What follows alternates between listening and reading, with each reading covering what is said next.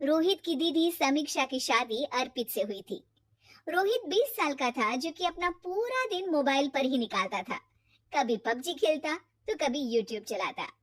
एक दिन अर्पित और समीक्षा समीक्षा के मम्मी पापा से मिलने आते हैं और देखते हैं कि रोहित मोबाइल से हटने को तैयार ही नहीं है। अरे रोहित, तुम्हारी तो आईआईटी की परीक्षा है ना? तुम तैयारी नहीं कर रहे हो परीक्षा की? वो सब तो मोबाइल पर ही हो जाएगा। ये देखिए, ये है गूगल। इससे जो भी पूछो वो सब बता देता है। तो आखिर कागज क्यों बर्बाद करूं? अरे पर तुम इन प्रश्नों की तैयारी बिना लिखोगे कैसे? उसमें क्या है, ये देखिए नोटपैड, बिल्कुल कॉपी जैसा है, इसी पर कर लूंगा। हम जब तुम्हारी उम्र के थे तब हम दोस्त मिलकर प्रश्न हल किया करते थे। उससे हमारी हैंडराइटिंग की भी प्रैक्टिस हो जाती थी और समय का भी अंदाजा लग जाता था। और फिर साथ में हम एक दूसरे की मदद भी कर देते थे अगर कोई अटक जाए तो। आपका जमाना अलग था जीजा जी, अभी जमाना फास्ट और स्मार्ट हो गया है। जमाना क्या, अब तो फोन भी स्मार्ट हो गया है। समय के साथ बदलना पड़ता है जीजा जी। अब बस भी कीजिए आप, हर चीज को लेक्चर में बदल देते हैं। रोहित अच्छा कर लेता है परीक्षा में। इतने में अर्पित के सास ससुर जी आ जाते हैं हॉल में, और अर्पित इस बारे में बात नहीं करता। हालांकि अर्पित को लगता तो है कि पूरी तरह मोबाइल पर लगे रहना सही नहीं है, पर वो इस बात को और नहीं छेड़ता। ऐसे ही 2 दिन निकल जाते हैं। समीक्षा, मुझे काम से फोन आया था, मुझे वापस काम पर लौटना पड़ेगा।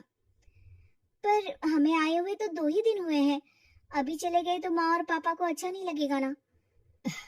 अच्छा ठीक है, तुम रुक जाओ, मैं काम खत्म करके फिर लौट आऊंगा।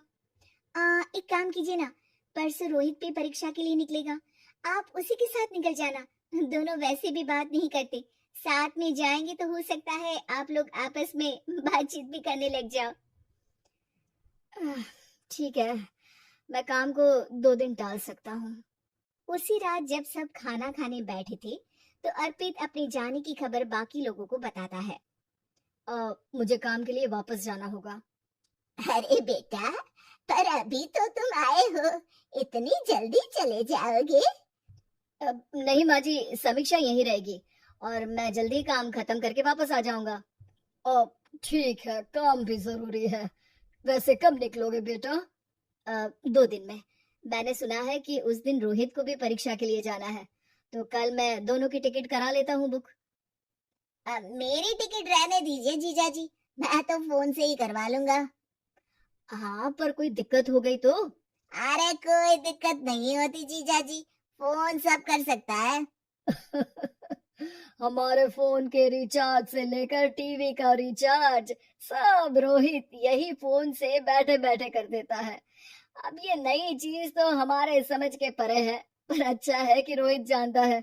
हमारी मेहनत इतनी कम हो गई भाई।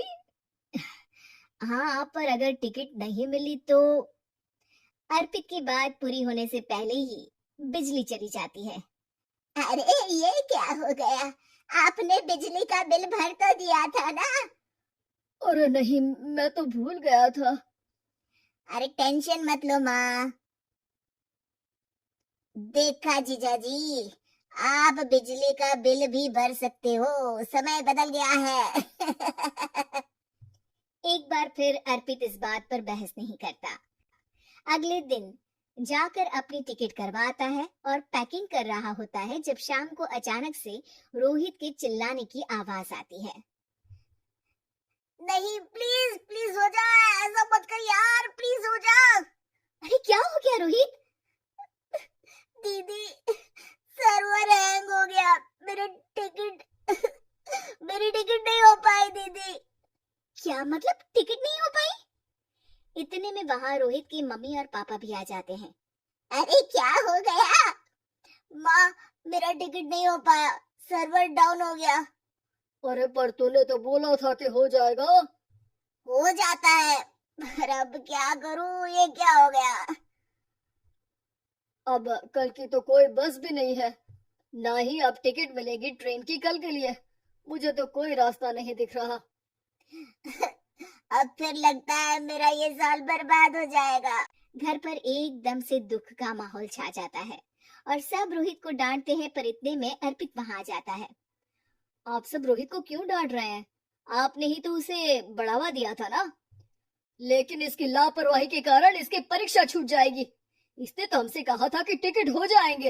हे भगवान, अब क्या होगा? चिंता करने की कोई बात नहीं है।